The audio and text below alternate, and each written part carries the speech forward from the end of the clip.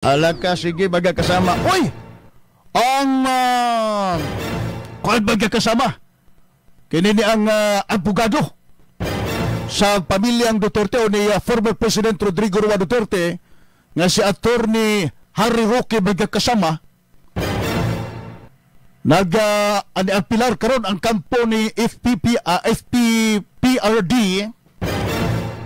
ngadto baga kasama sa kagabanan sa Qatar aron pabuhian baga kasama ang mga naaristong OFW na 20 kabok na adtong pitsa 28 naghimo baga kasama og rally dito baga kasama sa Qatar bisan wa kini gitugot dito sa ilahang nga gobyerno kanabit ang mga demonstration rally in connection ngadto baga kasama sa politika bawal na dito baga kasama sa ilang palisiya. Doon rin sa straight to the point. Sumalto baga kasama gidakop ditinado karon dito baga kasama sa Qatar. Unya, ang latest karon baga kasama huban aning apelasyon nila ni Attorney Harry Roque inaagi baga kasama sa hangyo ni former President Rodrigo Duterte baga kasama mo itong ingos digo nga mga supporter please lang ay lambog middle ading ako ang kaso sa ICC. Ayaw na mo ito hangyo baga kasama niya. Ang pinaka-latest karon baga kasama dunay usa gikan dito baga kasama sa Qatar sa 20 ang una-una usa baga kasama na clear kaso o gibuhian baga kasama na karong baga panahon na. So duna nay usa nabuhian baga kasama no huban kining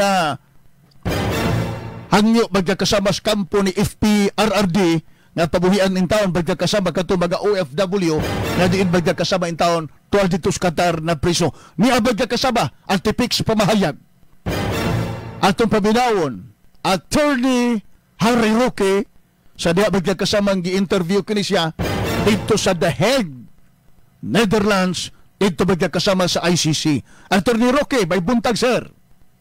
We're appealing to the Qatari authorities.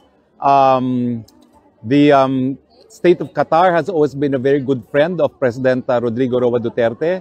We're appealing to you to understand the sentiments of our countrymen. They love the president and they cannot accept the fact that he is now here at The Hague, held as prisoner by Westerners. No? So we have a common history of being colonized by the West, and I hope you do understand why the Filipinos love President Duterte.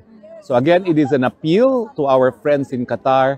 Please show maximum tolerance to Filipinos who only wanted to show their love to President Rodrigo Roa Duterte.